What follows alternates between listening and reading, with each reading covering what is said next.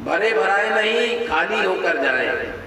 लिखे लिखाए पर कुछ नहीं लिखा जा सकता। भरे भराए में क्या भराया जा सकता है?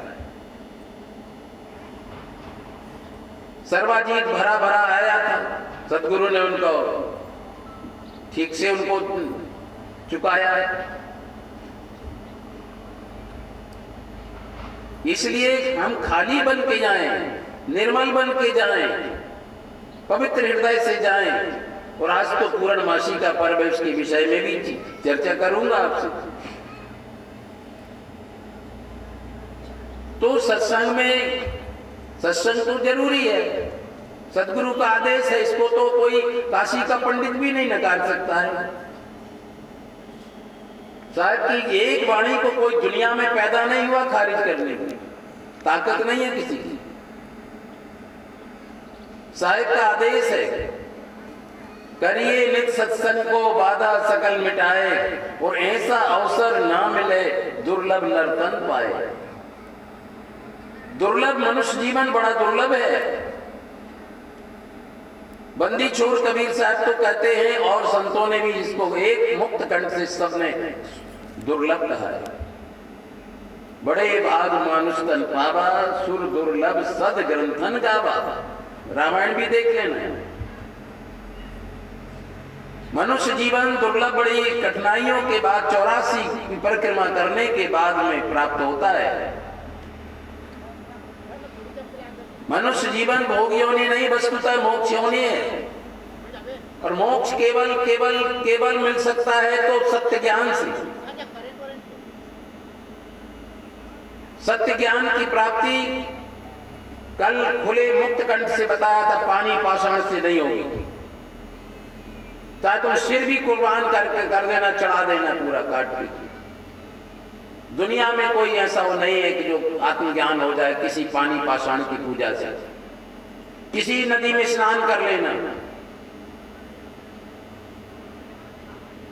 चाहे इलाहाबाद, हरिद्वार, नासिक, उज्जैन, कहीं भी केवल नदियों में स्नान करके आ जाना, आप आत्मज्ञानी बन जाए तब मैं जानू।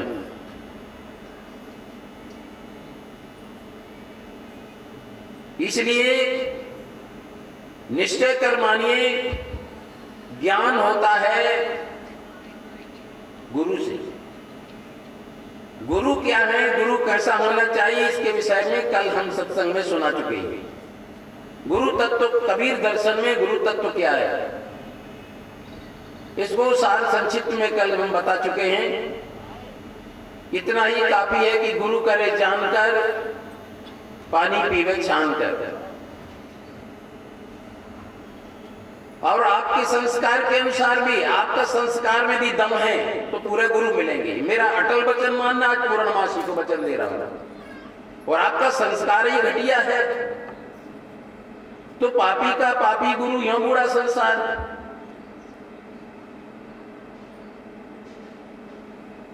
टहलने गए थे तो दिलसार जी हमसे कुछ चर्चा कर रहे थे कि साहब जी, एक बात का हमें आश्चर्य होता है कि गुरुवार पंचम साहिब से छत्तीसगढ़ में लाखों लाखों लोग जुड़े थे, और हमारे क्षेत्र में भी बहुत लोग थे, बहुत सारे लोग जुड़े थे।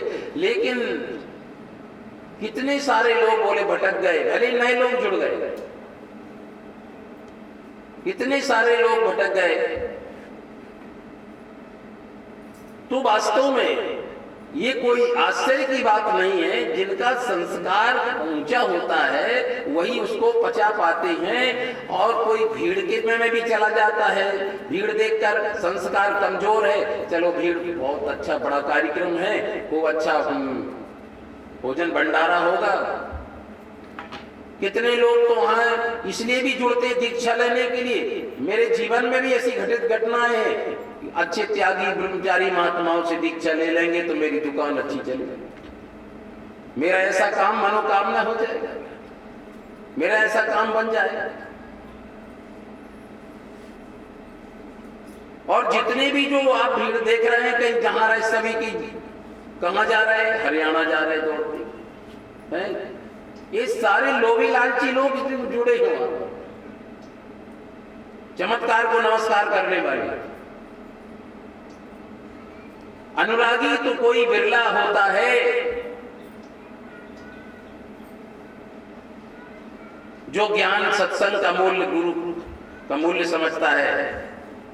इसलिए लोग लालच के कारण भी जुड़ जाते हैं। तो हमने उत्तर दिया, आज सुबह के में चिंतन में भी थोड़ा कह रहा था कि एक कॉलेज में हजारों हजारों विद्यार्थी पढ़ते हैं, लेकिन सभी टॉपर नहीं बनते हैं।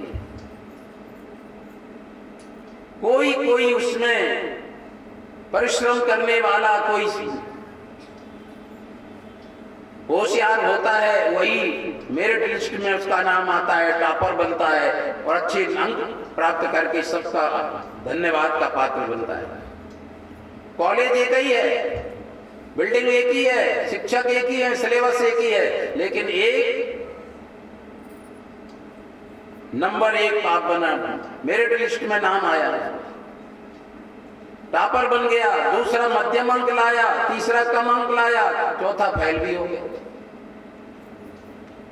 सब कुछ व्यवस्था एक ही थी, वही गुरुजनों के प्रति भी वही है। तो संस्कार जिसका जितना होता है उतना ही ले पाता है। दाता न दिया ये किसी, सबका को देत, और जिसका जितना कुंभ है ते तितना भर ले। बोलो सद्गुरुदेव की।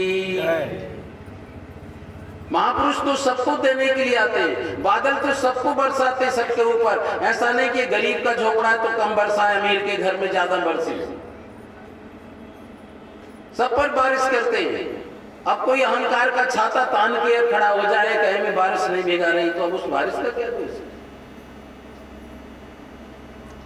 सद्गुरु संतों देने के लिए सबका भला चाहते हैं, लेकिन व्यक्ति का कमजोर संस्कार ही उनके सत्संग से भीगने नहीं देता, और कमजोर संस्कार ही सच्चे गुरु से प्रीति नहीं जुड़ने देते।